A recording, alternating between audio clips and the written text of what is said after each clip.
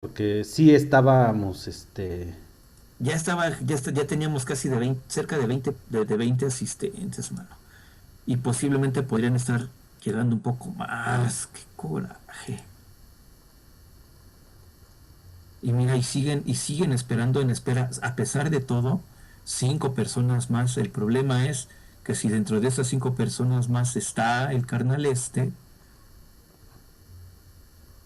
sí, de es que nada va a ese es el servir. problema, que no Sí, porque sabemos. desapareció con tu nombre, tocayo. Sí, qué miedo. Qué horror. Es que lo paranormal se da en todas las realidades, aunque sean virtuales. Ya no hay que ver esta serie de Dark porque nos mete ideas de este tipo, ¿eh? No, sí. No, ya, yo creo que ya no va a regresar Raulito. Bueno, ni hablar, nos aventamos nosotros. Que como sea, tenemos al tocayazo, y van a ver qué buen rock trae el tocayo, ¿no? Eso se los aseguro de antemano. Dejen y nada más verifico que ya esté el YouTube. Como sea esto en YouTube se puede editar. Voy a poner a partir de que empecemos a hablar cosas serias e importantes y no nuestras angustias con este tipo de hackeos chafas y extravagantes.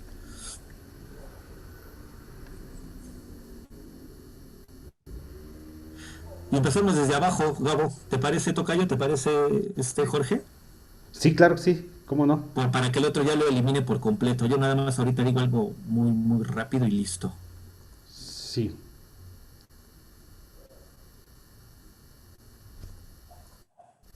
Cuando ustedes digan, Sí, estoy esperando a que esto empiece a cargar.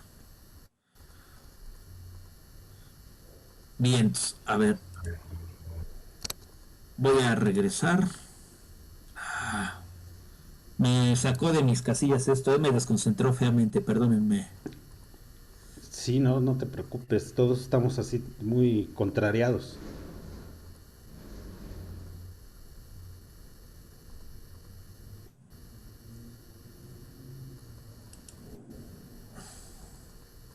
Silencio acá. Ahora sí. Ahí te expliquen a nuestros invitados, por favor, Raulito. Ah, sí, aquí está. Ah, qué buena onda. Y ahora falta que se, y ahora falta que se junte como con él. Raulito, ¿nos escuchas? Sí, me escuchan también, ya estamos. Ya. Sí, Voy todos a te borrar todo escuchamos eso, bien. voy a borrar todo el primer video, no se preocupen por eso, ¿eh? En verdad, Raulito, muchísimas, muchísimas, muchísimas gracias que regreses, amigo mío. No, no, ¿de qué? Es un ¿Verdad? problema. Muchas gracias. Se va a quedar nada más entre nosotros, ya no va a haber interacción con la gente mientras descubrimos o descubro la forma de hacer esto más íntimo y que de evitar estas cosas que nos acaban de suceder, ¿no? Así que, pues bueno, una charla mucho más abierta, y sin ya más preámbulo, pues empezaríamos desde abajo, ¿te parece, Raulito? Para que con todas las formalidades los podamos presentar y se pueda presentar la mesa y el trabajo que nosotros empezamos a hacer y nos arrancamos. ¿Te late? Sí, está bien, no, no tengo problema. Incluso Perfecto, podrías entonces, tomar preguntas, si las ponen en YouTube, las podrías tomar de ahí. sí, si hay, ahorita voy a estar monitoreando y si hay algo que aparezca en YouTube, pues ya me estaré avanzando. Y si hay ahorita forma de que algunos con sus invitados o algo así les puedan comentar, ahorita les comparto el link por YouTube donde se está, el link por chat en donde se está transmitiendo en vivo. Bueno, Cabo, muchísimas gracias otra vez. Entonces, arrancamos. Doctor Gabriela Álvarez, para dar la presentación y la bienvenida de esta mesa. muy bien, buenas tardes compañeros y a todas las personas que nos están acompañando vía YouTube, Facebook Live. Muchísimas gracias por su presencia, por su paciencia, por brindarnos este tiempo tan valioso ahorita en estos momentos en los que el confinamiento nos tiene a todos en casa y es precisamente bajo ese contexto, bajo esa realidad que el grupo multidisciplinario de académicos Aragón pues se ha reunido y ha tenido la iniciativa de elaborar pues una serie de webinarios que nos permitan entender y explicar, incluso intervenir del mejor modo posible en estas situaciones como las que estamos viendo hoy en día. Y la mesa que proponemos, que se propone hoy en día, se llama la educación híbrida, alcances y retos. Y para esta mesa Nos acompañan también generosamente, les agradecemos, el maestro Raúl López Parra, que es coordinador de vinculación UNAM China, y el maestro Carlos Omar Márquez Miranda, maestro en docencia para la educación media superior de la Facultad de Ciencias Políticas de la Universidad Nacional Autónoma de México. Agradecemos mucho su presencia y pues sin más preámbulo podemos dar la palabra, le damos la palabra al maestro Omar, quien nos va a hacer el favor de moderar esta mesa, y el maestro Jorge Luis Paz, quien también es parte del grupo multidisciplinario de Académicos Aragón, quien también va a intervenir con preguntas a manera de que podamos pues desmenuzar el tema del mejor modo posible y darle a nuestros teleasistentes o videoasistentes pues más elementos para la reflexión y el análisis. Cedo la palabra, muchísimas gracias y buenas tardes. Muchas gracias. Buenas Pues, tardes. maestro Jorge Luis, adelante con la apertura de la mesa, por favor. Buenas tardes a todos. Antes que nada, igualmente que Omar y Gabriel, quiero agradecer la telepresencia de todos ustedes y de nuestros invitados, el maestro Raúl y el maestro Carlos Omar, para dialogar en este webinar sobre la educación híbrida, sus alcances y sus retos. Como bien sabemos, desde que la Organización Mundial de la Salud declaró estado de emergencia sanitaria a nivel global en marzo del presente año, todo el mundo se puso de cabeza. Los gobiernos de toda la orbe y las sociedades experimentaron el azote de lo contingente, de lo inédito. Hubo diversas reacciones, desde aquellos actores políticos y sectores de la sociedad que con sorna y displicencia minimizaron la situación, hasta aquellos que se mecieron los cabellos y se rasgaron las vestiduras señalando que esto era el fin de la civilización como la conocemos.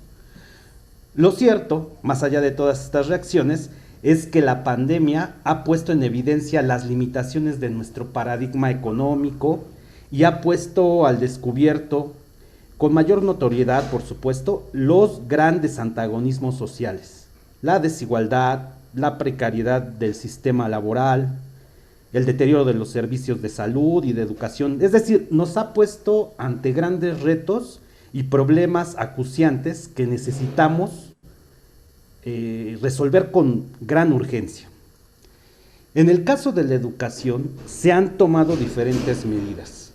En algunos países se concluyeron ciclos escolares anticipadamente y algunos, como el nuestro, optaron por las clases virtuales. Y este es el tema, ¿no?, del que vamos a hablar aquí con nuestros invitados, porque así como muchas personas sacaron las banderas triunfalistas pensando que el tiempo les ha dado la razón y que la educación virtual o a distancia o híbrida era el destino obvio, no faltan las miradas críticas que ven con sospecha este triunfalismo, dadas las condiciones objetivas y los antagonismos que imperan en nuestra sociedad.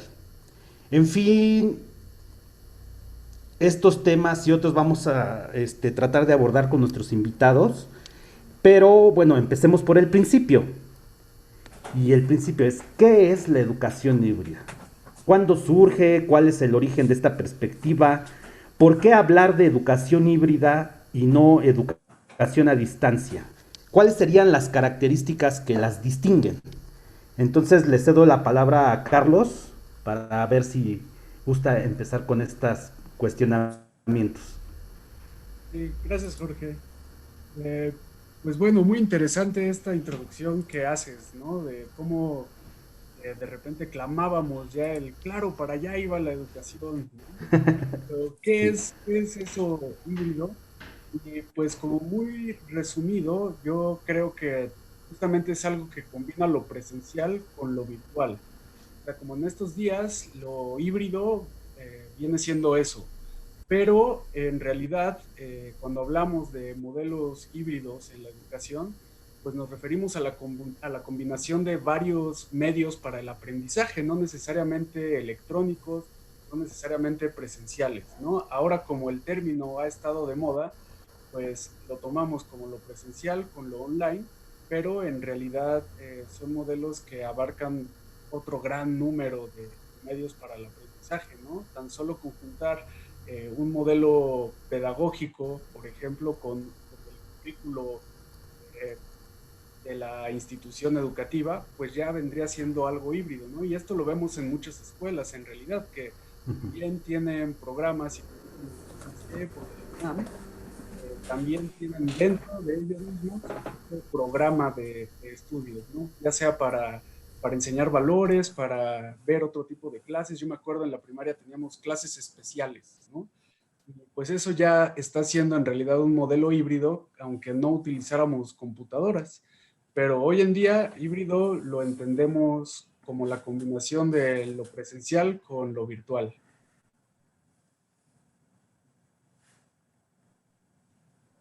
No, no te escucho, Jorge.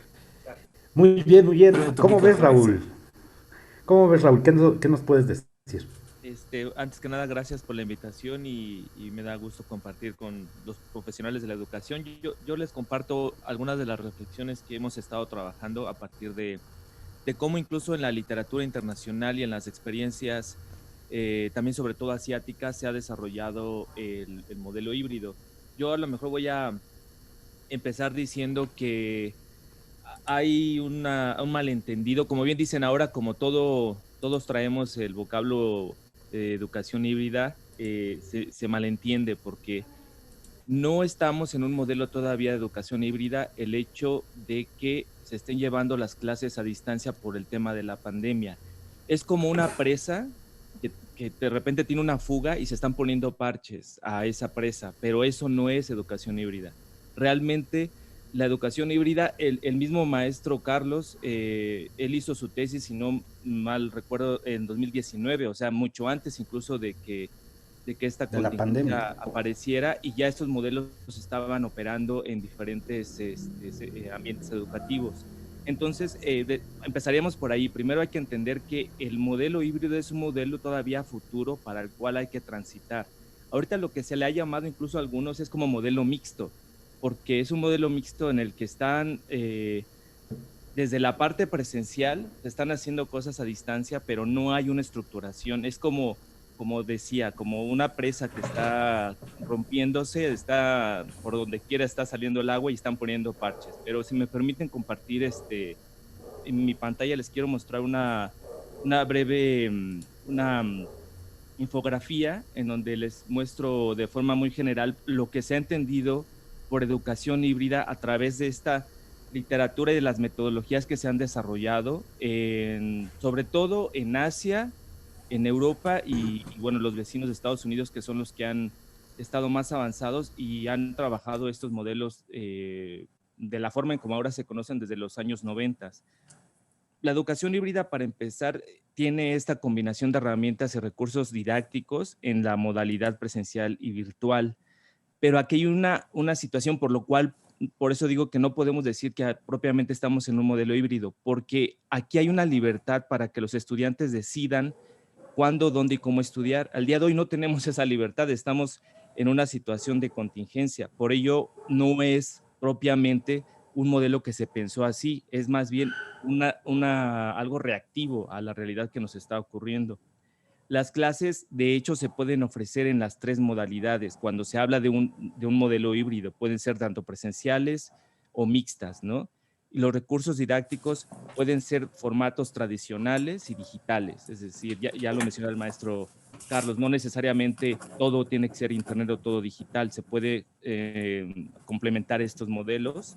Se adapta, esto es lo más importante, que se adapta a las necesidades de los alumnos, atendiendo sus capacidades técnicas y cognitivas, porque no todos los alumnos también pueden o tienen las habilidades para tomar modelos de educación híbrida, incluso por lo básico que vive nuestro país, por los recursos tecnológicos. O sea, no todos los alumnos tienen acceso a internet, no todos los alumnos tienen computadora en casa. Entonces, desde ahí, cuando se estructuran estos modelos de educación híbrida, ya se contemplan incluso las limitantes de los alumnos. Es como poner este modelo al servicio de los alumnos para que a los que mejores se adapten a este modelo lo puedan estudiar, y quienes no, vayan al modelo presencial. Esa es un poco la diferencia por la cual todavía no estamos en este modelo. Estamos, quizás después de la pandemia, vamos a ver qué instituciones de educación están realmente considerando en sus planes de estudio propiamente estos modelos híbridos, porque ese es el otro punto. Como pueden ver, los planes de estudio deben estructurarse para considerar ambos esquemas bajo un mismo modelo de enseñanza. no es de que como estábamos en el modelo presencial y ahora tenemos que tomar las clases a distancia, ya eso es educación híbrida. No, desde la currícula se diseña el modelo de educación híbrida bajo este entendido de que se vayan a ver las componentes para los alumnos, tanto en el modelo presencial o distancia.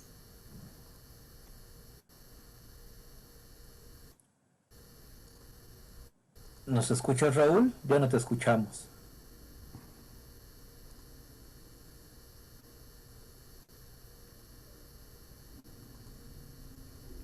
Creo que hay problemas técnicos. ¿Me escuchan los demás? Sí. Sí, nosotros sí te escuchamos. Bueno, aquí hay un punto importante ahorita que regrese Raúl para que continúe, porque se me hace bien interesante esto. Él plantea que desde la currícula ya se está pensando y se está estructurando la educación híbrida. Por lo que entiendo, Raúl plantea que lo que estamos viviendo actualmente, al menos en nuestro país, es un pegote, ¿no? Intentando solucionar la situación de no perder los ciclos escolares, nos aventamos con modalidades mixtas, que realmente esta modalidad a la que nosotros le estamos llamando híbrida no es híbrida, sino mixta, si es que seguí bien la exposición de Raúl. ¿Qué crees de esto, mi estimado tocayo, buen Carlos? ¿Cómo ves? ¿La educación híbrida comenzará desde una estructura y una planeación curricular, o la educación híbrida sí podría comprenderse desde las formas, desde los modos más prácticos y más inmediatos en que se intenta resolver lo que nuestro país está intentando resolver? No sé si me explique. Sí. Pues yo concuerdo totalmente con lo que nos compartía Raúl, porque justamente no podemos llamar de híbrido a esto que está sucediendo, ¿no? O sea, como ante la contingencia que de repente, bueno, éramos presencial y ahora lo estamos haciendo virtual, en realidad no está cambiando nada de fondo, ¿no? Y lo híbrido precisamente viene desde el currículo. Tenemos aquí en la Ciudad de México el ejemplo del bachillerato híbrido en la ciudad, que está ahí en Tepito, y que es claramente un plan, un programa pensado así desde el principio. No es como de que a veces vienen los estudiantes y a veces no, a veces es en línea, a veces no, sino que viene hasta desde cómo se plantean las clases. Okay. Deja mucho más trabajo independiente a los estudiantes y maneja mucho más la anhelada transversalidad de los programas educativos, en los que ya no son las materias tradicionales, ¿no? Los estudiantes ya no tienen clase de matemáticas, clase de física, clase de español, sino que tienen una especie de combos en las clases que abarcan temas de diferentes disciplinas en una sola. Entonces, definitivamente no estamos viendo cómo opera un sistema educativo híbrido, y de hecho eso tomará bastante tiempo, porque pues, hay que replantear toda la forma en cómo vemos la educación. Y algo muy interesante que decía Raúl es como el dar las opciones, ¿no? Es decir, que las escuelas ya no solamente sean presenciales, sean virtuales, sino que también tengan la opción de combinarlas, ¿no? Y eso en favor de los estudiantes, en realidad, porque hay muchísimos jóvenes, niños, que por alguna u otra razón no se adaptan al sistema tradicional, tampoco se adaptan al sistema en línea completamente.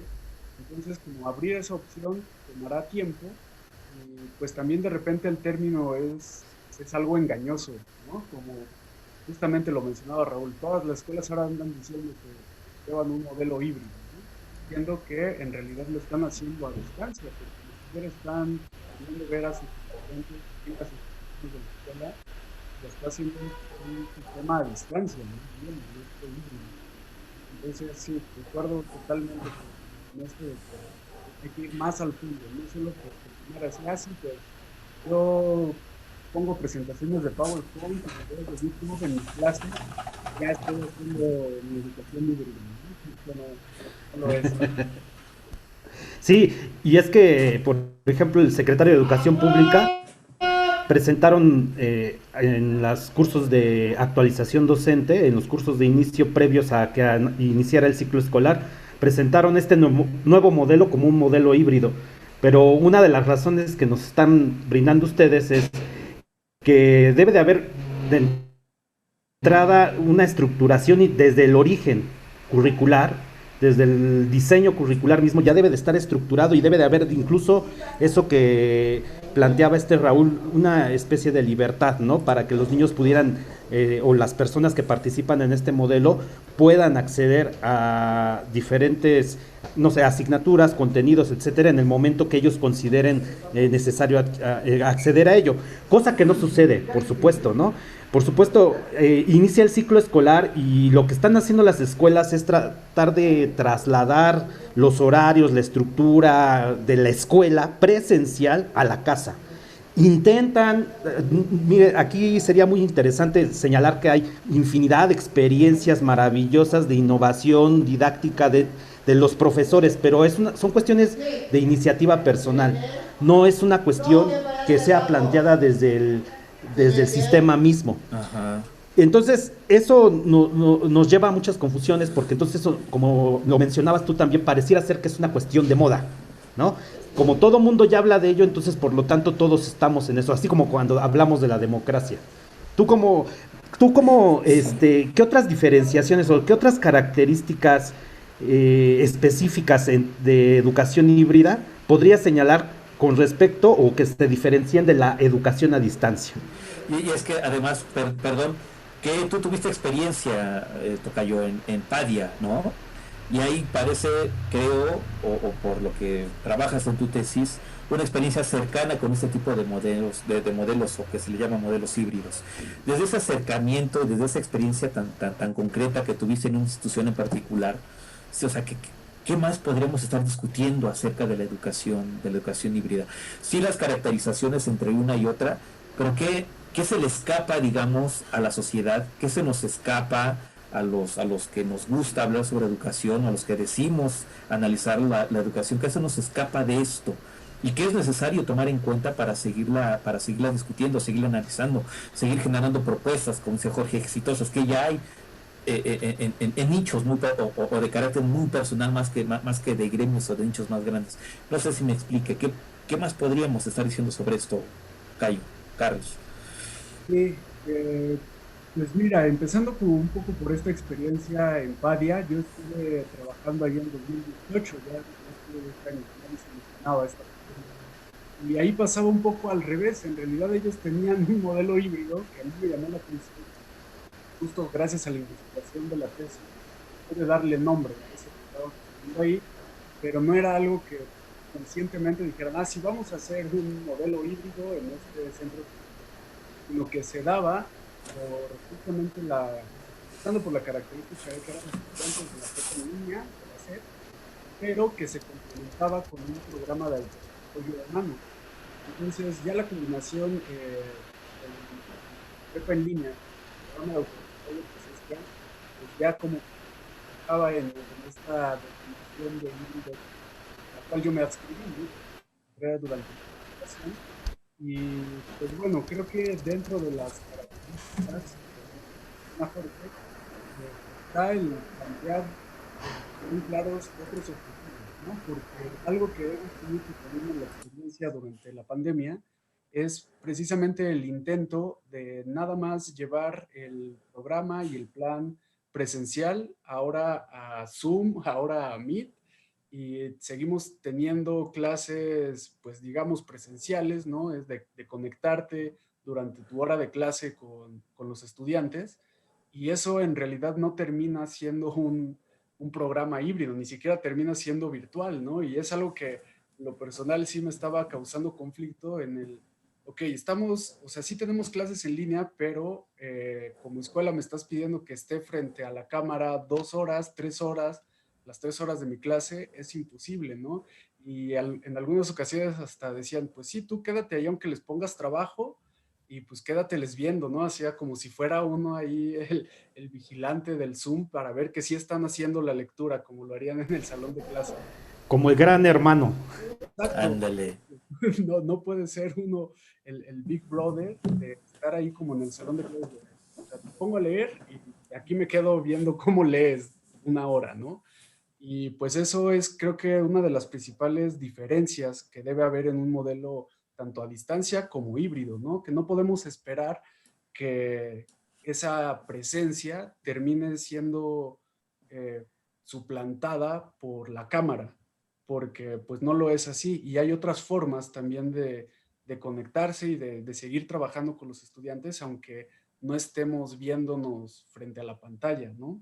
Entonces creo que principalmente sería ese cambio de los objetivos, ¿no? Porque pues tomemos en cuenta que una modalidad de estas características requiere más autonomía por parte de los estudiantes. Exacto. Es algo que cuesta mucho trabajo con los jóvenes, el organizar los tiempos, ¿no? Aunque dediques al día 3 horas a mi clase, un día a la semana, 3 horas a mi clase, yo no voy a estar 3 horas hablándote y diciéndote qué hacer, sino te expongo, tal vez te doy instrucción 20 minutos y el resto del tiempo, pues debes tú procurar si terminar esa actividad en las otras 2 horas, ¿no?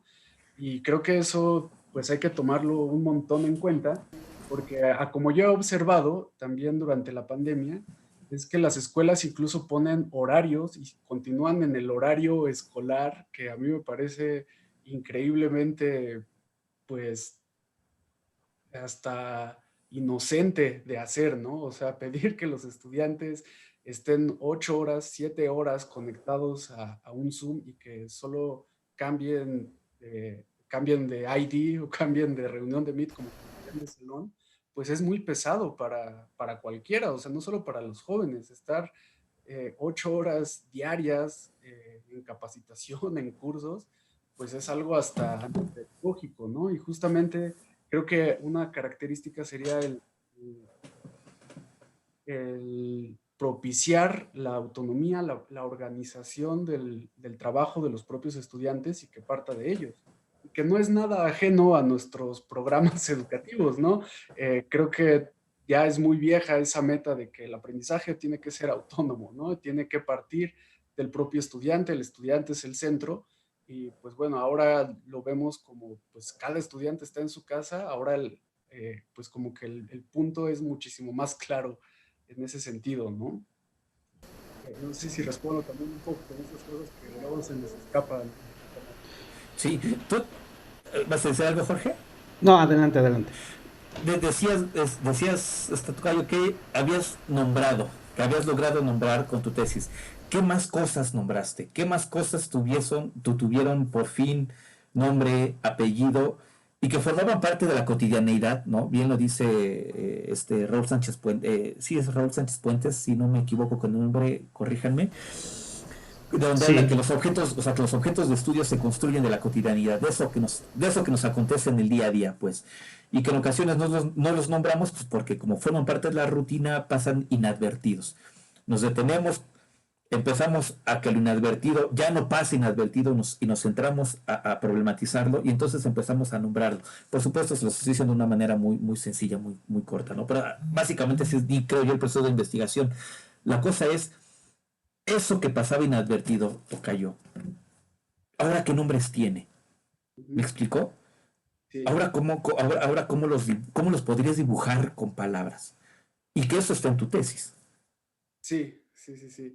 Eh, pues en realidad en mi tesis como que esto del aprendizaje híbrido es solo la mitad, porque también descubrí la mediación del aprendizaje, que si bien ya había de alguna forma teorizado Vygotsky, por ejemplo, el llevado más a la práctica y en la educación, nuestro papel como mediadores en el aprendizaje de las demás personas, ¿no? De hecho, mi tesis se titula así, la mediación del aprendizaje híbrido. Y creo que haber descubierto eso hizo una gran diferencia hasta en la forma en que me relacionaba con mis propios colegas en Padia, ¿no? El cómo nosotros presentábamos los estímulos a los estudiantes, cómo eh, partir de cosas que nos gustan, de nuestra propia experiencia, cómo tiene que ver incluso el tono de la voz, ¿no? Cómo nos estamos dirigiendo a los estudiantes. Creo que en una época más virtual que nunca es muchísimo más importante porque el trato que yo tengo con los estudiantes es a través de la cámara.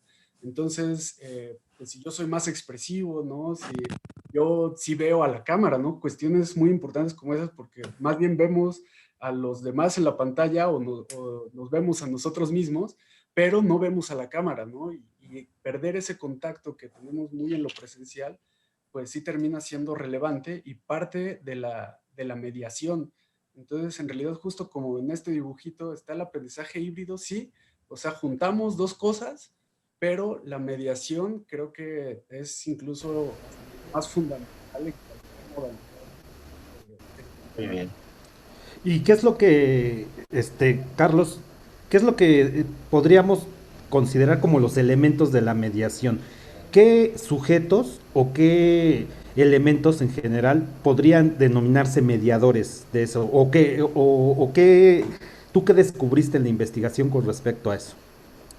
Eh, pues bueno, de hecho, eh, pues una parte muy importante de la mediación es el ser plenamente consciente de lo que estoy haciendo, ¿no? O sea, como docente, el saber por qué estoy aquí haciendo esto, para qué lo hago y cuáles son mis intereses y qué me motiva a hacerlo. Porque muchas veces nos encontramos con docentes que casi no les quedó de otra y llegaron a dar clases, ¿no? Es decir, yo estudié administración, yo estudié ingeniería y llegué a dar clases, ¿no? Y hay compañeros que descubren eso y que llegaron de casualidad y se meten a la educación con todo, ¿no? Y empiezan a investigar de educación y todo, y está muy padre. Pero pues también nos encontramos con otro buen nicho de docentes que no se hacen esas preguntas, ¿no? Como, ¿qué estoy aquí? ¿Cuál es mi objetivo del ser docente? Eso es básico para el trabajo de mediación, ¿no? ¿Qué me gusta? ¿Qué busco de este trabajo? ¿Qué quiero compartir? Creo que de ahí partiría este asunto de la mediación, Jorge. Yo tengo una duda para Carlos, si me permiten. Primero, pues muy interesante todo lo que se está aquí conversando. Me gustaría retomar una idea que Jorge había planteado en una de sus primeras intervenciones que tiene que ver con, pues, con la teoría curricular propiamente, como esa disciplina pedagógica, ¿no? Desde el diseño curricular, bueno, ya desde esos planteamientos teóricos ya se ponen las bases para modalidades educativas. Sabemos que la más cotidiana y la más socorrida en nuestro país, y me atrevería a decir en el mundo occidental, pues es la presencial, ¿no?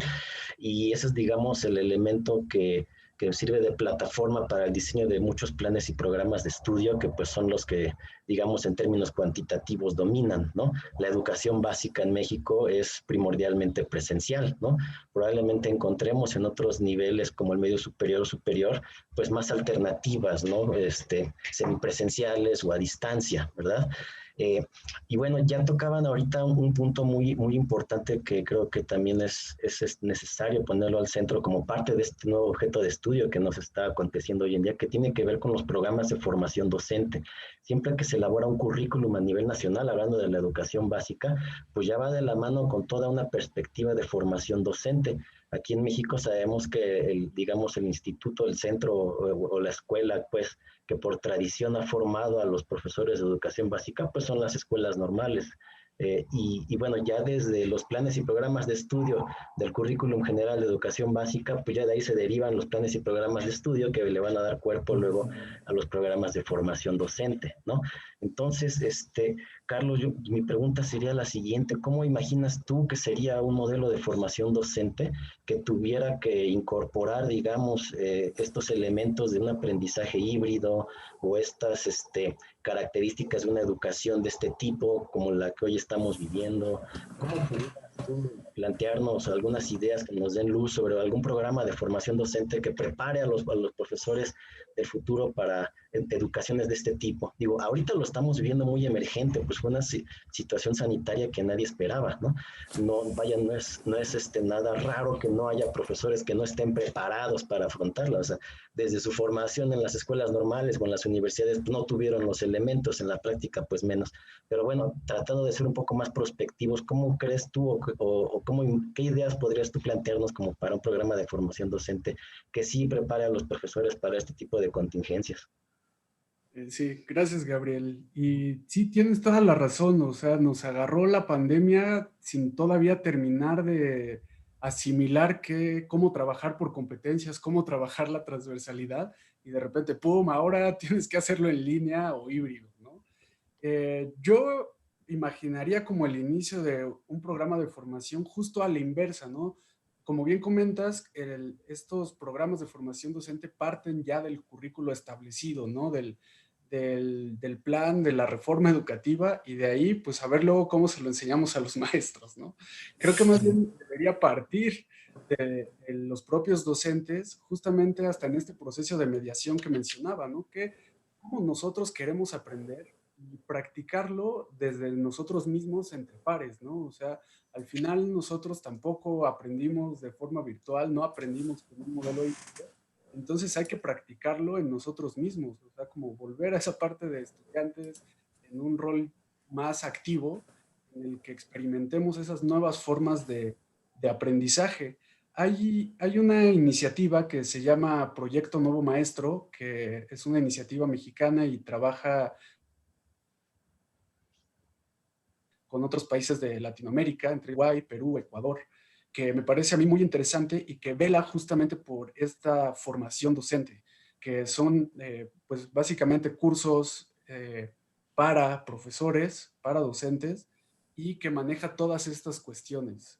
Entonces, creo que sería recomendable echarle un ojo ahí al proyecto Nuevo Maestro, que pues bueno, a mí siempre me remite como a la escuela nueva y como estas nuevas cosas, que vale la pena checar, porque yo he tomado recientemente un par de cursos con ellos y me parece muy interesante cómo lo están haciendo, ¿no? Cómo incluyen la tecnología, cómo incluso hay acuerdos de convivencia que se establecen para Zoom, ¿no? O sea, se inicia la clase con unos acuerdos de convivencia para Zoom, ¿no? Cómo se participa, etcétera. Entonces, creo que, pues sí, estos programas de formación deben partir del propio cuerpo docente para aprender a manejar nuevas modalidades en las que pues, no Claro. tenemos experiencia, ¿no? Y más allá que de la teoría de, sí, pues lo virtual es esto, lo híbrido es esto, pues más bien cómo se vive, ¿no? Porque al final la educación es una experiencia. Entonces debemos vivirla, debemos experimentarla en carne propia para después poder llevar esos modelos con los estudiantes.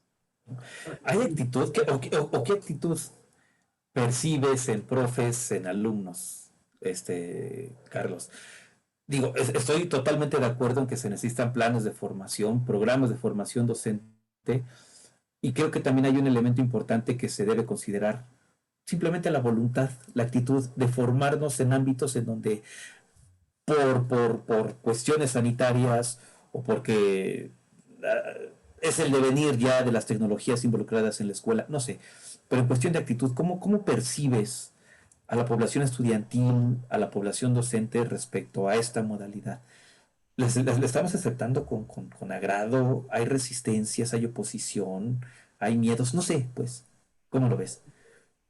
Eh, pues bueno, la actitud, empezaré por los estudiantes, ¿no? Creo que en su mayoría yo los he percibido encantados de no tener tanto que ir a la escuela y como sí tener muchísimo más control sobre sus actividades y sus tiempos. Eso también desde la investigación de hace 2 años, eso era de las principales cuestiones por las que los estudiantes elegían una escuela con esas características. Decían, pues tengo más tiempo para mí, en las tardes puedo dedicarme a hacer otras cosas, y yo creo que eso motiva un montón a los estudiantes, ¿no? Sí hace falta como, pues apretar un poquito en esas cuestiones de organización del tiempo, ¿no? Como no dejar que se te junte toda la tarea para hacerla el fin de semana, ¿no? Sino que sí dediques tiempo de entre semana a esas actividades. Y yo los estudiantes los veo muy abiertos a experimentar, ¿no? Porque pues además son herramientas con las que están muy familiarizados, entonces no tienen como ese temor de, ay, si le pico aquí, si le pico mal, sino que se la saben y están muy, muy animados con eso, ¿no? Y más si empezamos a utilizar otro tipo de aplicaciones, ¿no? No solo dar mis clases, sino, bueno, estamos aquí, ahora vamos a ir a esta aplicación en donde es una encuesta, ¿no? Entonces, pon lo que se te ocurra cuando pienses historia. Y ese tipo de participaciones los tienen más enganchados a la pantalla, ¿no? Ahora sí como si fuera una tele interactiva en la que nosotros estamos aquí atrás y ellos también están haciendo cosas en su propia computadora. De parte de los docentes, coincido con lo que decía al principio Jorge, que de repente termina siendo una iniciativa más individual en la que pues cada Qué profe colectiva. puede decir, ah, sí, yo meto esto a mi clase, ¿no? Yo incluyo esto, y es uno de los graves problemas en realidad de la actualización docente que yo observo. Por ejemplo, tomar cursos de Gire, ¿no? Del sistema incorporado, pues termina siendo, pues no tan fructífero, porque mandas a un profesor, a dos profes de una clase que van a intentar hacer lo que aprendieron del humanismo pedagógico, y lo van a hacer solo en su clase, ¿no? Y yo como docente me he sentido aislado hasta de mis demás colegas, en los que no sé si alguien ya tomó ese curso, si sí estamos yendo como por ese mismo lado. Entonces creo que las instituciones deberían estar más conectadas con su cuerpo docente en esos aspectos, porque si no es muy fácil desmotivarnos y tener una actitud hasta de apatía, ¿no? Decir, ay, o sea, ¿de qué sirve que yo le esté echando ganas? ¿De qué sirve que esté tome y tome cursos si en la escuela me siguen pidiendo trabajar como lo han hecho los últimos 70 años? Entonces, no funcionaría de nada, aunque sí he notado mucha apertura también de los compañeros, ¿no? Sobre todo de generaciones que ya tienen más experiencia en la labor docente, ¿no? O sea, colegas que ya llevan 20, 30 años siendo docentes y que de repente sí he escuchado comentarios de, no, yo no soy amigo de la tecnología y yo no nos llevamos para nada. Y finalmente, como todos los demás también estamos inmiscuidos en eso, terminan sumándose, ¿no? Y los demás también pues en un trabajo colectivo es de, pues no importa, Omar, o sea, no le tengas miedo al Zoom de que te troleen. Más bien, pues vamos a ver la manera de solucionarlo, ¿no? O sea, eso no nos va a impedir que sigamos haciendo nuestro trabajo y pues pronto le perderás el miedo, ¿no? Te vas a acostumbrar a estas nuevas. Claro. Y pues sí, justo darle la vuelta a esos aspectos tecnológicos. Le piqué mal, puse mal el enlace, pues también, y algo que maneja el proyecto Nuevo Maestro que me gusta, es la empatía con estos medios, ¿no? Porque pues puede suceder que nuestra conexión de internet sea mala y que de repente nos desconectemos, ¿no? Y entramos en pánico y es así como me desconecté y ahora qué vamos a hacer y qué, sino si ya en los acuerdos está esta empatía de esas cosas pueden suceder y nos puede pasar a quien sea de nosotros, pues ya como que nos baja un poco la intranquilidad y podemos continuar con el trabajo. Pero la actitud yo la veo súper receptiva. Me ha asombrado la cantidad de propuestas que tienen los Sí. compañeros y que justo, o sea, nos pusimos a parchar el barco, pero pues con parches muy creativos, ¿no? O sea, no le pusimos un diurex nomás, sino que sí nos pusimos a trabajar en esos agujeros.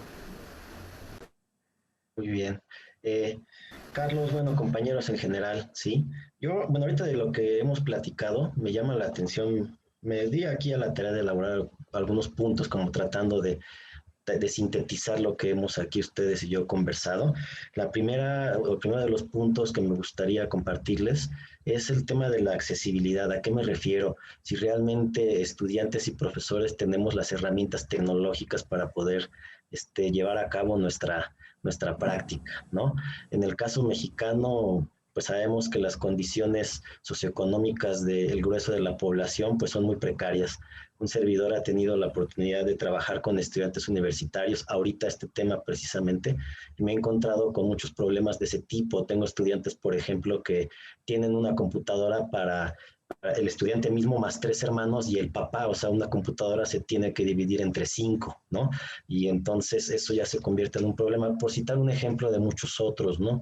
He tenido casos también de estudiantes que pues no lo tienen, o sea, no tienen precisamente la computadora y tienen que salirse al café internet. A mí me platicaba un estudiante en estas indagaciones que he hecho con estos jóvenes que se tenía que formar en el café internet a veces 2 horas para que nada más se la rentaran media hora y en media hora pues tenía que hacer todas sus tareas, ¿no?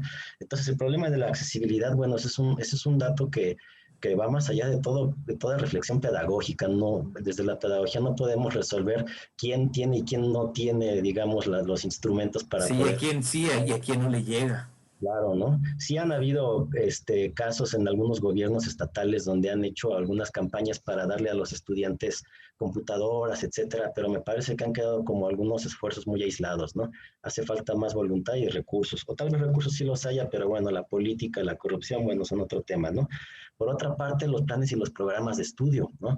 Si de origen fueron diseñados para ser presenciales, y luego por situaciones emergentes tienen que trasladarse al ámbito virtual, bueno, ahí hay un problema, hay una ruptura curricular fuerte, ¿no? Entonces, eso nos pone, vaya, sobre la mesa qué tanto los planteamientos curriculares actuales pueden darnos respuestas a este tipo de cambios tan radicales, ¿no? Que no estaban pues previstos para nada, ¿no? El tema del currículum, ¿no? Como teoría y como diseño y como práctica, me parece que podemos abordar muchos temas al respecto en esta situación pandémica que estamos ahorita viviendo. Luego también me lleva esto a otro tema o subtema que hemos aquí tal vez esbozado de cierta manera, que es el tema de la formación y la práctica docente, ¿no? Y la formación me refiero tanto a la formación inicial como a la formación continua. Bueno, la inicial ya está, o sea, los planes y los programas de estudio para formación docente ya están como están. No sé si dentro de sus mapas curriculares tengan las suficientes asignaturas dedicadas a las modalidades virtuales, pero ya están. Ahora, bueno, está el otro tema de la formación continua, donde está la actualización y donde está, bueno, toda esta parte donde sí podríamos a lo mejor dar unos elementos que no se tenían planteados de un inicio, ¿no? Y aquí a lo mejor sí pudiéramos tal vez recuperar estas experiencias de las que tú nos hablas, Carlos, en otros países, con otras iniciativas que han precisamente discutido y hecho algunas propuestas para formar a los docentes en estas áreas en las cuales inicialmente pues no estaban formados. Bueno, ese es otro problema que se asoma a partir de esta situación pandémica, la parte de las estudiantes que ya la hemos abordado y aquí habría que plantearlo por niveles, ¿no? No es lo mismo el estudiante de educación básica que el de superior, ¿no? El de superior a lo mejor tal vez es más receptivo, como comentabas tú, Carlos, a estas nuevas modalidades porque pues bueno, ya son personas adultas y ya tienen toda una historia de vida y ya empiezan con el paso de los años a ganarse una autonomía y con esa autonomía pues tal vez venga la autogestión, el autodidactismo. Facultad de decisiones, claro. Pero en el caso de los niños en la educación básica, bueno, ese es otro tema, ¿no? Porque allí pues está la dinámica que se tenía antes en la antigua normalidad, donde, bueno, los niños iban a la escuela mientras los papás hacían otras actividades, desde laborales hasta en la casa, qué sé yo. El punto es que pues al menos en el tiempo en el que el niño está en la escuela, pues al menos ahí se cree o el papá puede estar seguro de que alguna instrucción está recibiendo, ¿no? Y no está como a la deriva, a ver, a ver a qué hora se pone a estudiar, en realidad pues sí recibe una instrucción. Entonces, pues son varios temas que aquí se están asomando y que pues realmente merecen pues tener un trato, pues ya digamos, más epistemológico, metodológico, de manera que podamos elaborar un conocimiento que nos permita pues explicar, entender e intervenir de mejor modo ante estas situaciones, ¿no? Claro. Hablabas hace rato de un aprendizaje híbrido, ¿no?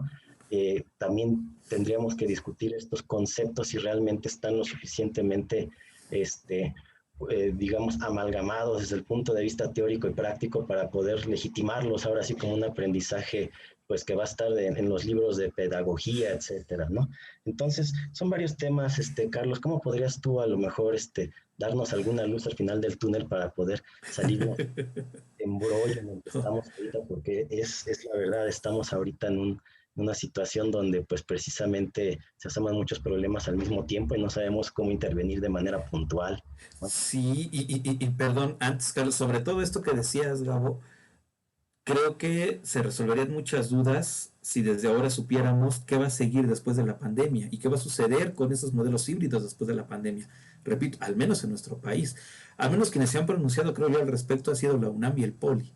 La UNAM ya hasta publicó su programa de educación híbrida, pensando que después de la pandemia esta es una modalidad que al menos en esa casa de estudios vaya tomando fuerza, ¿no? Pero las otras instituciones, me llama mucho la atención eso que comentas. ¿Qué pasó con la normal de maestros? Si alguien conoce si alguien conoce una pronunciación como la que ha hecho la UNAM al respecto, estaría muy padre que se socializara. Yo ahorita no conozco alguna, ¿me explico? porque tal parece también que los discursos han sido, mientras dure la pandemia, estaremos trabajando de esta forma, mientras dura la pandemia. Y cuando se vaya la pandemia, parece ser que el discurso o las intenciones ya implícitas es, pues regresamos a la presencial y volvemos a jalar como estábamos acostumbrados a jalar. No se me explique. Por eso creo que eso que planteado sí se me hace bien, bien pertinente. ¿Qué sigue? Porque si después, y si la pandemia no se va en un escenario catastrófico, seguiremos siempre ahí intentando nada más remachar, no, ahí se va, ¿no? O si la pandemia se va, estamos, estamos preparados en tanto recurso intelectual, eh, eh, eh, eh, financiero, no sé, como nación, para fortalecer un sistema de educación híbrida. Creo que eso que planteas, Bob, es bien, bien interesante. ¿Abres tu micrófono, Jorge? Sí, nada más iba a comentar que si la pandemia no se va, pues ya no vamos a estar aquí reunidos nunca más y el mundo se va a acabar. Entonces todas estas reflexiones van a quedar en el aire, ¿no? Gama también es un hombre sano, así que podemos dar por sentado que estaremos aquí 20 años más. No, imagínate. No sé, Carlos Tocayo, ¿qué puedas decir al respecto? Sí, pues es muy importante empezar en esto que sigue, porque hay un montón de incertidumbre, o sea, ni siquiera sabemos cuándo va a haber un semáforo verde para que las escuelas presenciales puedan regresar a sus instalaciones, ¿no? O sea, empezar por ahí de que estamos en la incertidumbre de cuándo vamos a regresar a la escuela, quién sabe. Y pues ojalá, Gabriel, tuviera yo una respuesta que nos diera luz, pero lo que he visto que funciona, pues sí es como esta colaboración entre los docentes, ¿no? Como abrir espacios en los que de verdad podamos vertir nuestras ideas, nuestras preocupaciones y decir, no, la verdad, yo no sé usar Zoom y habrá algún compañero que se aliviane y que te diga, bueno, mira, Zoom te puede servir de esta manera, ¿no? Se usa así, puedes buscar un tutorial en YouTube, etcétera. Creo que hablar con nuestros pares es algo que nos va a ayudar muchísimo a idear estas nuevas formas de construcción del aprendizaje. Entonces yo creo que veo luz por ahí como que de repente los docentes también nos sentimos súper aislados, ¿no? O sea, cuánto trabajo nos cuesta luego hacerlo, la transversalidad, ¿no? Y que muchas veces la institución te deja a tu criterio con quien te lleves bien en la escuela, ¿no? Sí. Que pues tú busca algún compañero con que hacer un proyecto que una sus dos clases. Y eso es súper difícil. Creo que sí debe haber una mejor organización por parte de las instituciones en las que nos pongan a colaborar a los docentes porque nos dejan a cada quien con su clase y muchas veces ni siquiera sabes qué le preocupa a otro compañero, a otra compañera y puede ser que le preocupe lo mismo que a ti y nunca supiste, ¿no? Y nunca lo resolvió ninguno de los dos. Entonces, creo que reunirnos entre nosotros, abrir espacios de discusión, hasta pues de debate, ¿no? Creo que nos va a ayudar y creo que por ahí veo algo de luz. Y muy interesante esto que retomabas de la accesibilidad, ¿no? Porque justamente empezaron las clases el día de hoy, colapsó Zoom, o sea, aunque tuvieras computadora, aunque tuvieras por dónde conectarte, no podías conectarte, ¿no? Está la opción de la televisión, ¿no? Quizá también pensar en retomar tecnologías que ya dábamos por obsoletas, como el radio, la tele, para hacer llegar, pues al menos los contenidos a comunidades que no tengan, a personas que no tengan acceso a este tipo de herramientas, ¿no? Y pensar justamente en ese tipo de estudiantes, como el ejemplo que mencionabas, o sea, me formo 2 horas en el café internet para que solo me renten una computadora 1 hora o media hora, Media hora. es completamente inadmisible, ¿no? O sea, y es una preocupación más al estudiante y que en media hora tengo que acabar todo. Imagínate qué presión. No, no, no. Eh, Creo que deberíamos también repensar otros medios de comunicación porque también ya vivimos en el internetcentrismo, ¿no? Como si fuera internet, no hay libros, no hay bibliotecas, no hay tele, no hay radio Sí. y los Sí, medios claro. están ahí, solo que nos hemos olvidado hasta de cómo utilizarlos, ¿no? Y Sí. Pues ese punto de la accesibilidad es muy importante porque Claro, pues, viene justamente de una decisión política y económica, ¿no? El decir, bueno, pues las clases va a haber programación por grados, va a ser de tal manera, ¿no? Y sí, pues, ¿cómo llevar eso? Porque pues también hay las experiencias de las telesecundarias, por ejemplo, que aún así necesitaban de un docente presencial, ¿no? No solo va, Sí, pones a ver la tele a los estudiantes.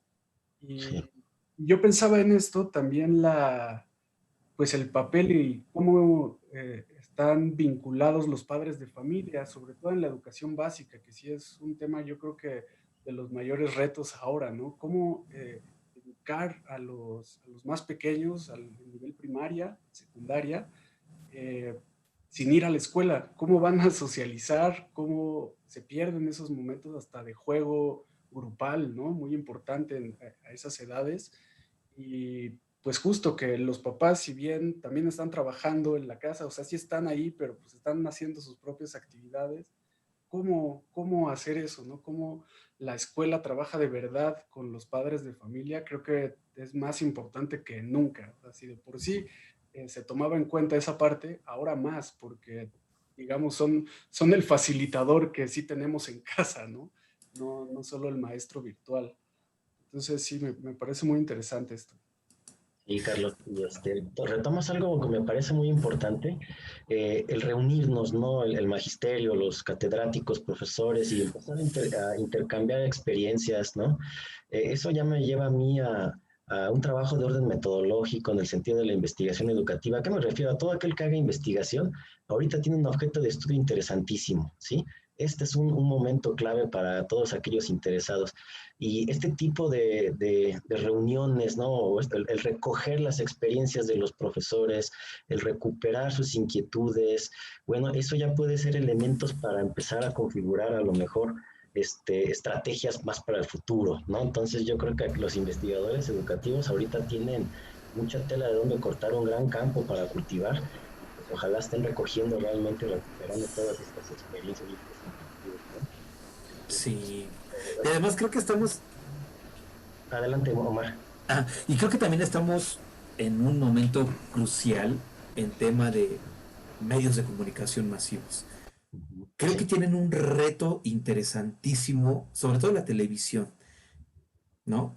Más allá de cómo llegó a convertirse en lo que hoy se convirtió en la pandemia en temas educativos de la televisión, creo que ahorita está en oportunidad de generar prácticas que le devuelvan credibilidad, me atrevería a decirlo tal vez de esa forma, expectativas, ¿no? De reposicionarlos, de convertirse a lo mejor hasta en dispositivos de transformación. ¿Por qué no pensarlo de esa manera? ¿Me Ya han explico? sido dispositivos de transformación. Yo creo Pero, que mientras dime, dime.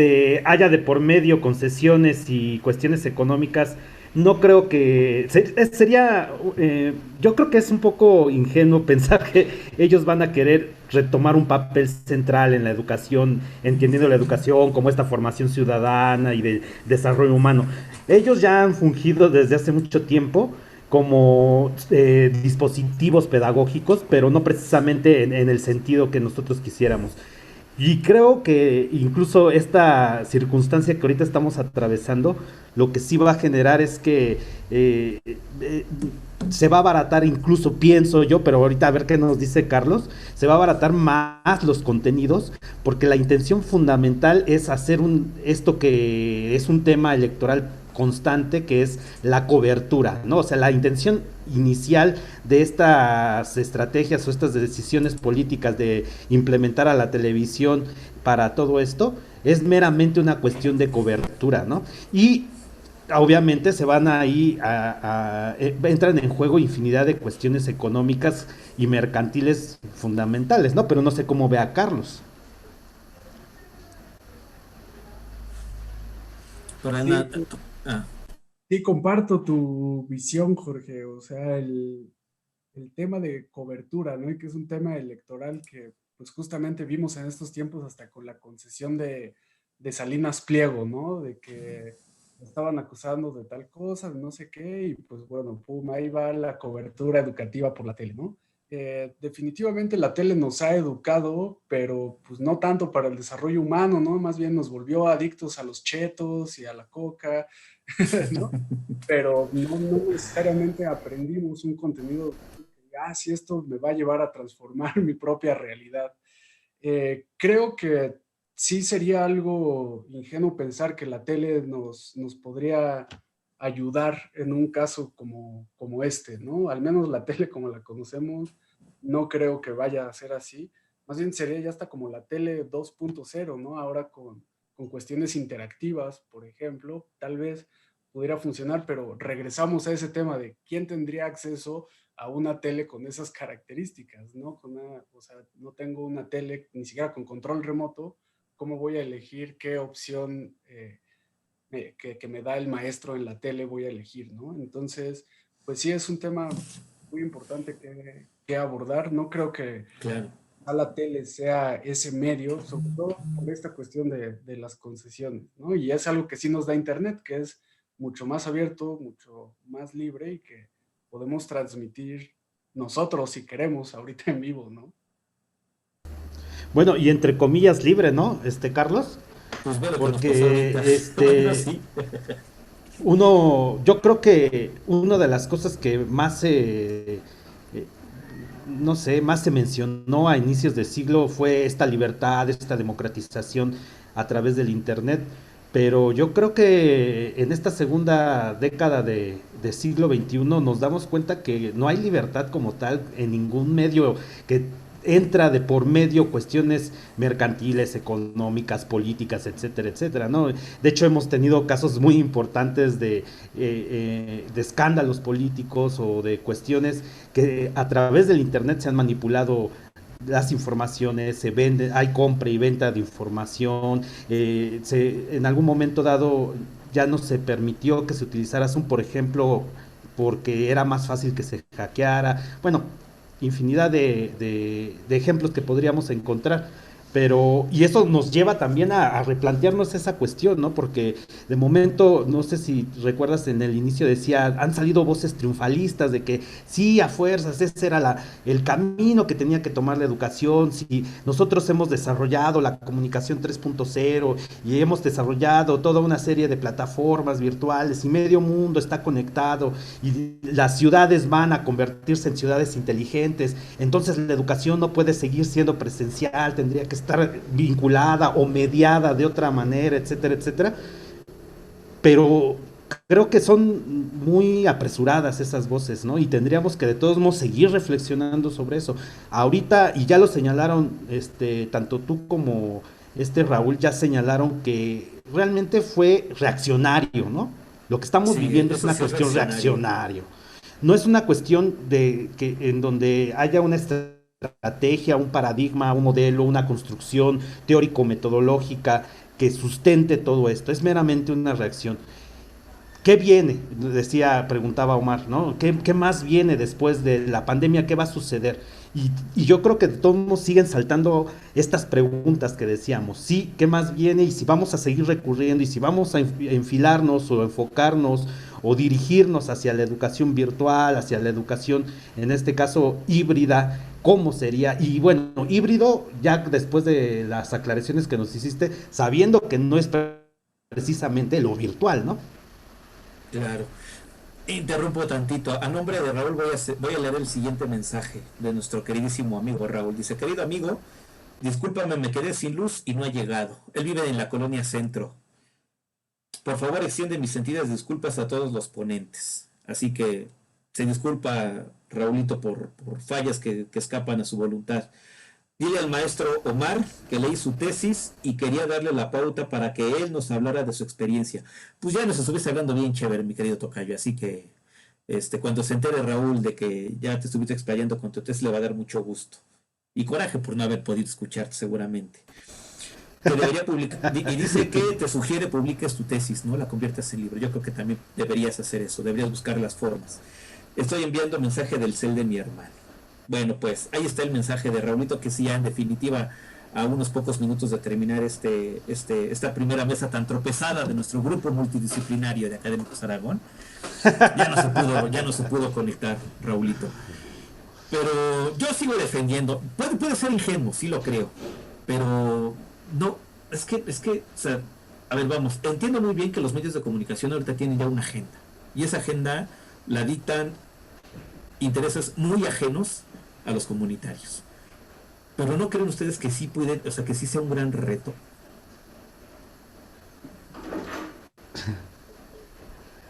Un reto sí. No, ¿De qué es no, un gran reto? o sea, Sí. quizá, Ver, pero que lo que, tomen, eso no sé. es que eso, bueno, o sea, que lo tomen es diferente. Pero si alguien se atreviese, no es un buen momento, ¿no? Especulando el atrevimiento de algunos pocos frente al panorama en el que nosotros nos encontramos, que alguien se atreviese, que algunos de estos medios se atreviesen, creo que podría ser un gran caldo de cultivo para empezar a hacer las cosas diferentes de los medios de comunicación. Entiendo perfectamente las agendas que los motivan, ¿no? Las entendemos perfecto, pero insisto, creo, de la misma forma que la pedagogía. En cuántos momentos históricos la pedagogía no se ha centrado o no se ha constreñido a cuestiones mercantilistas, ¿no? Pero siempre hay por ahí voces, ¿no? La misma escuela pública surge en un contexto capitalista, surge en un contexto de plena revolución industrial. Les interesaba a la gente, le interesaba a las escuelas de aquel momento, al Estado de aquel momento, generar pensamientos críticos, revolucionarios. Lo que menos querían era eso. Querían que se apropiaran de los nuevos medios de producción, de las nuevas lógicas cantiles. ¿Me explico? Siempre creo ha habido voces, ha habido iniciativas, ha habido alguienes y algos, ¿no?, que están interesados por hacer las cosas de manera un poco ya no tan convencional. Creo yo que por eso decía que los medios de comunicación, insisto, entendiendo muy bien el contexto, pero si alguien se atreviese, creo que es un momento crucial para atreverse, pues, ¿no? Por ahí va, o por ahí, eso es más o menos lo que quería comentar después. Si atreviera eso, sería un canal educativo, ya per se. O sea, TV UNAM tiene contenidos de ese tipo, el Canal 11 ha hecho muchos intentos dirigidos hacia eso, ¿no? Ha hecho programas, ha hecho series infantiles que son bastante rescatables, pero que justo no terminan siendo parte de una estructura educativa, ¿no? Sino que pues, son contenidos educativos que ahí están y que pues cada docente, cada escuela puede retomar si quiere. Y también retomo mucho lo que dice Jorge, ¿no? O sea, parece que Internet es más libre, pero no es cierto. Todos terminamos usando Google, ¿o no? O sea, todos usan YouTube, todos usan Tampoco hay Gmail, otros. y es el buscador más usado del mundo y como si no existiera otro. O sea, de verdad como si no existiera otro. Y cada vez que le pregunto a los estudiantes, ¿dónde buscan? Es Google. Tienen su Gmail. Y los correos institucionales también son de Gmail, ¿no? Que son cuestiones que también hay que profundizar. O sea, ¿por qué estamos usando todos ese servicio? Como si no tuviera también otras agendas, ¿no? Como si no tuviera sus propias políticas internas y que hay que visualizar, sobre todo ahora que muchas escuelas tomaron la plataforma de Google para llevar a cabo sus clases, ¿no? Está el Classroom, está Meet, y que pues también hay muchos más intereses detrás que solo la buena onda de darle a los Sí. Entonces, pues, sí. Es como, por ejemplo, las primeras experiencias de YouTube, ¿no? Cuando inician estos canales de YouTube hace 15 años, hace 17 años más o menos, bueno, de hecho, y eso genera una gran expectativa para los usuarios porque se empiezan a hacer espacios de expresión, espacios en donde podías transmitir otro tipo de información, en donde podías vertir cierto tipo de contenidos diversos, diferentes a los imperantes, sobre todo en televisión, ¿no? Pero a partir desde que se empezó a monetizar, bueno, pues podemos ver el resultado. Llevan 10 años luchando por los likes, llevan por los suscriptores.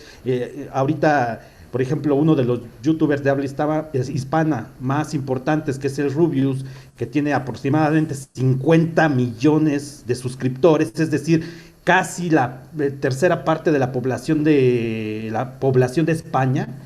Pues imagínense el tipo de impacto que genera, lo cual no creo que todas las personas que están pagándole este tipo de canales y principalmente YouTube, puedan dejarle libre todo lo que pudiera hacer, ¿no? De hecho, se les va presionando, y no digo como contrato, aunque sí hay contratos que los restringen en muchas cosas, pero los van presionando y los van empujando hacia cierto tipo de contenidos. ¿Y cuáles son los contenidos imperantes en YouTube? Pues son contenidos de entretenimiento. Existen canales de filosofía muy interesantes, muy divertidos, de hecho, que no son precisamente académicos, sino que más bien son con fin de entretenimiento, que sí gozan de una buena audiencia de 1 millón de personas, ya es decir mucho en algún momento dado. Hace 10 años ese era el deseo más ardiente de cualquier persona que quisiera ser youtuber, pero que ahorita en la actualidad, al ver la cantidad de suscriptores que tienen, como por ejemplo Luisito Comunica, que son 25 millones, es decir, si somos 30 millones, existen 30 millones de personas de entre los 0 y los 21 años en México, 24 años en México, y él tiene aproximadamente 25 millones, o sea, él podría tener el dominio pleno de lo que es la formación y marcar la línea. Y por lo tanto, los intereses que lo rodean a él, los intereses de toda índole, políticos, económicos, los que sean, inmediatamente van a querer empujarlo hacia cierto tipo de contenidos y etcétera, ¿no? Sí, no. Miren, en origen, este evento estaba para que interactuáramos con nuestros invitados, no asistentes, ¿no? Ya que fuimos 2 veces feamente vapuleados, Troleados. tuvimos que hacer una sesión muy íntima. Sin embargo, por chat, por el WhatsApp personal, un buen amigo también, Roy, está escuchándonos hace como unos 15 minutos aproximadamente, y con la confianza que le tengo, lo invitaría a que se hiciera presente y nos compartiera de su viva voz lo que me comentabas por aquí por el WhatsApp, mi estimado Roy. Correcto. Bueno, buenas tardes a todos.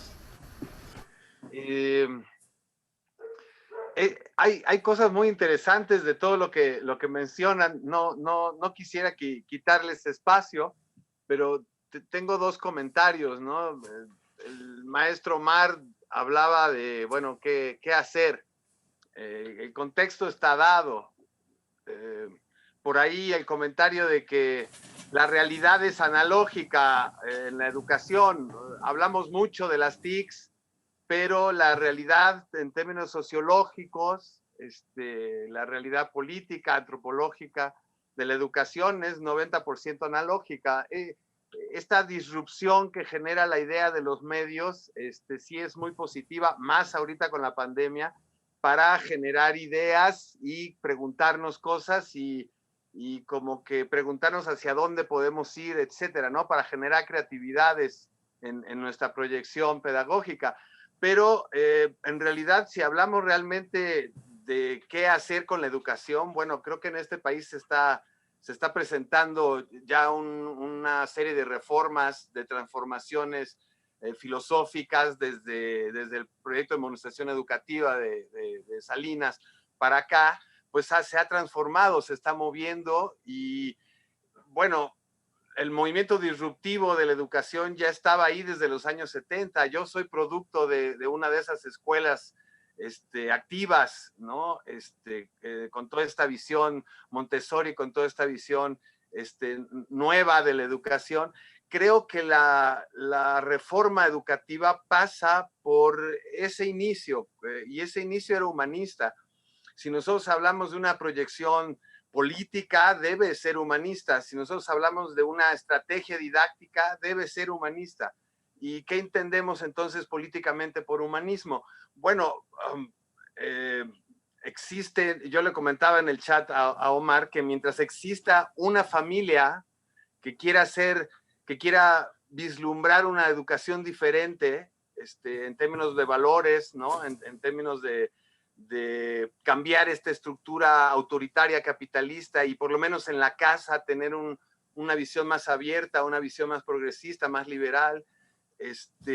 Mientras existan esas familias, existirán proyectos educativos, aunque estos sean en su mayoría privados, ¿ya? Que intenten generar algo distinto. Ahora, aún esos proyectos, y con eso termino, aún esos proyectos disruptivos, esos ejemplos desde familias, desde barrio, desde comunidades, y desde algunos proyectos educativos de corte institucional. Amén de eso, la estructura de pensamiento pedagógico, no sé si pedagógico, sino formativo, de nuestra sociedad también ya cambió. La clase media tiene ya una manera muy distinta de proyectar la idea educativa hacia su familia, hacia sus hijos, de la que tenían nuestros padres o nuestros abuelos. Ahí también se ha dado una serie de disrupciones y cambios muy interesantes. Entonces, ¿qué propondría una visión humanista desde cualquier frente? Seguir con la tónica comunitaria de Freire, ¿no? En cualquier lugar, sea en el campo o sea en la ciudad, y utilizar las herramientas que nos den los TICs. O sea, las TICs no vienen a hacer la revolución, ¿sí? Las TICs para mí es simplemente una herramienta más, ¿no? Este asunto del internet, de cómo viven los chavos en el mundo virtual, a mí no me preocupa, más bien me ocupa. ¿Cómo podemos, ¿no?, utilizar todos estos intereses para mentarles lo que hay que mentarles, que son los valores humanistas, ¿no? Hasta ahí mi comentario. Muchísimas gracias, Roy. Y qué gusto verte por acá. Muchas gracias, ¿no? Lo sigo escuchando, por favor. Claro, gracias, Roy. Pues ahí está, ¿no? ¿Cómo ves, maestro Carlos, el comentario del compañero Roy? También de la Madems. También de la Madems, fíjate. También de Madems, de ahí de la Fac de Políticas. Sí, comparto totalmente esa visión. O sea, las herramientas tecnológicas son eso, herramientas tecnológicas, y en realidad el cambio de paradigma en la educación no está ahí. O sea, no porque ya usemos Google Classroom vamos a estar... No, yo pensé que sí. No, se basa todo justamente en una pedagogía humanista que esté basada realmente en atender las necesidades de cada persona y de cada comunidad. Y eso creo que sí lo podemos llevar a cabo y abarcar hasta eso un poco más de territorio por medio de las comunidades electrónicas. Pero definitivamente, pues sí, me gusta mucho esa frase, ¿no? Las TICs no hacen la revolución. Nada. En eso estoy totalmente de acuerdo, y pues más bien cómo las aprovechamos, y me parece muy, muy valioso lo que dices de no me preocupa, me ocupo de cómo estar utilizando esos medios para realmente hacer llegar una educación que considero pues de calidad, tanto para mí como para los estudiantes, ¿no? Para los jóvenes, y creo que sí, por ahí iría el camino, revolucionar nuestras prácticas. Pues, las herramientas que se sumen serán bienvenidas, pero son eso, herramientas. La hoz y el martillo tampoco hacían la revolución. Correcto. Sí, exacto. Pues ya para ir terminando y cerrando esta mesa, diálogo, charla, o como le querramos llamar, ¿no? Un convite entre cuatachos, ¿no? Pues no sé si Gabo, Jorge, Carlos, algo con lo que quisieran, algunas palabras finales con las que quisieran, más que cerrar, simplemente concluir lo de hoy y dirá Paulo Freire, Pablo Latapí, pues que las mejores reflexiones son con las que nosotros ahora nos quedemos en casa, ¿no? Pero que permitan seguir pensando, seguir discutiendo en la comodidad de nuestras alcobas. Una disculpa por no haber estado desde el comienzo, pero ahora que Omar ya me tiene en su agenda, Omar, entonces ya me va a mandar más links de la próxima. Me encantaría poder conocerlos más. Sí, voy a ser más cuidadoso, porque yo creo que sí fue por ahí en mi emoción de compartir este esfuerzo que es de colectivo, pues, ¿no?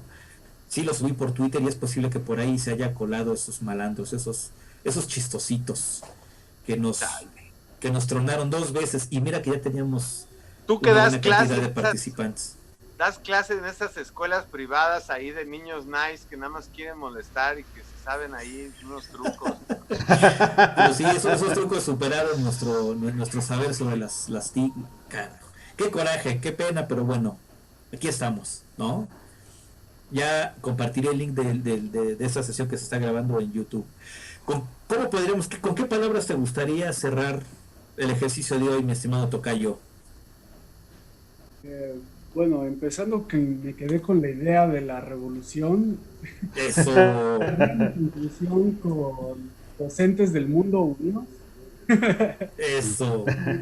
Pues justamente el seguir investigando, practicando y estar abierto a la experiencia de aprendizaje, ¿no? Como no poner una barrera de la tecnología es mala, la tecnología y yo no somos tan buenos, sino pues entrarle, ver cómo funciona, ver si me sirve en mi práctica docente o no, si la incluyo, si no, y somos totalmente libres de eso, pero sí estar abiertos también al diálogo entre nuestros pares, ¿no? Y por ahí también va el Docentes del Mundo Unidos, porque si no Claro. estamos aislados creyendo que estamos armando la revolución cada quien en su salón, siendo que la revolución está armándose en los salones de todas y todos nosotros, ¿no? Entonces, creo que me quedo con un, un híbrido, ¿no? También Mezclamos unos habló.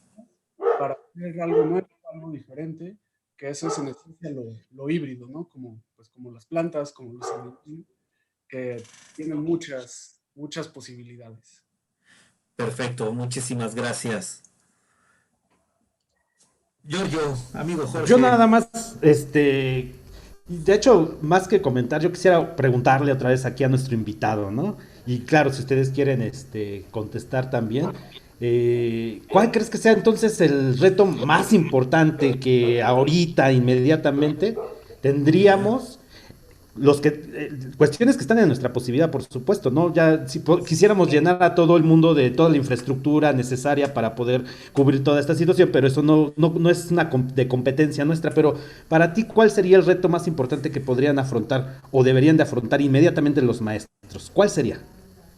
Pues me parece que la adaptación de los programas curriculares a una nueva modalidad, que comentamos en algún momento, el reto principal, o sea, yo ya tenía visualizada mi clase y ahora cómo la hago virtual.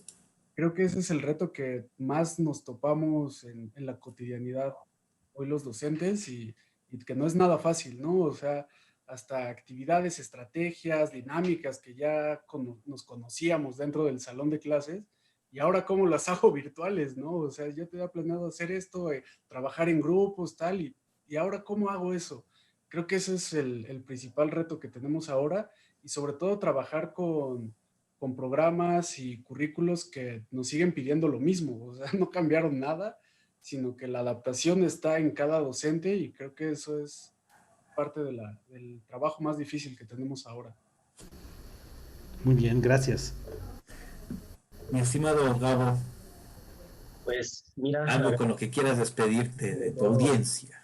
agradecer en primer lugar el tiempo y el que nos está aquí brindando Omar, Carlos. Muchísimas gracias. La verdad nos deja muchos aprendizajes. Siempre en este grupo hemos tenido siempre un espíritu de querer cuestionar nuestra realidad educativa, pero siempre con el firme objetivo de elaborar reflexiones que nos permitan a nosotros replantearnos de un modo que creemos sea el adecuado según las circunstancias, ¿no? A hacerlo de un modo verosímil y con sentido, ¿verdad? Y tú nos has dejado pues muchas cosas que nos permiten pues precisamente elaborar esas reflexiones que ojalá más adelante pues nos lleven a otras formas de convivencia dentro de lo educativo, ¿verdad? Agradecerte, Carlos, y pues agradecerle a las personas que nos están ahorita escuchando por YouTube, no estoy seguro si también por Facebook Live, si es el caso, bueno, pues también igual agradecerle su presencia, invitarlos pues a que nos sigan, en las redes sociales, a que nos sigan por todos los medios que existen para que pues conjuntamente logremos esta encomienda que como grupo nos hemos puesto, que es la de pues reflexionar nuestra educación y nuestros planteamientos siempre con ese ánimo, con ese espíritu de elaborar reflexiones cada vez más elaboradas según las circunstancias. Y pues muchas gracias, Omar, y a todos los compañeros, y pues ojalá este tipo de ejercicios se repitan próximamente en el corto plazo. Sí, ten por seguro que se van a repetir. Muchísimas gracias a Nancy Miranda, a Almadelia Miranda, Frank Lantz, que por las YouTube Live estuvieron siguiéndonos. Mil gracias. Se van a quedar guardadas sus aportaciones, sus preguntas que hicieron en el chat. En verdad, muchas gracias. Lamentamos que nuestro primer ejercicio haya sido víctima ya lo hemos dicho muchas veces, de malandros cibernéticos, pero buscaremos siempre las formas, ¿no?, de hacerles frente y continuar con lo que a nosotros nos gusta. Muchas gracias, Tocayazo, por estar con nosotros, por la iniciativa, por la voluntad de mantenerte. Raulito, cuando veas esto también muchísimas gracias. Lamentamos que no hayas podido regresar a la charla. Era bien interesante lo que tenías que compartirnos, ¿no? Ya habrá otros momentos, esperamos. No esperamos, los vamos a construir, ya verán. Y si acaso yo nada más diría esto último. El tema que ahorita nos reunió fue el de la educación híbrida, pero que también tenemos que revisar de manera muy interesante, crítica, detallada, qué onda con la escuela. Una cosa es la educación, otra cosa es la escuela.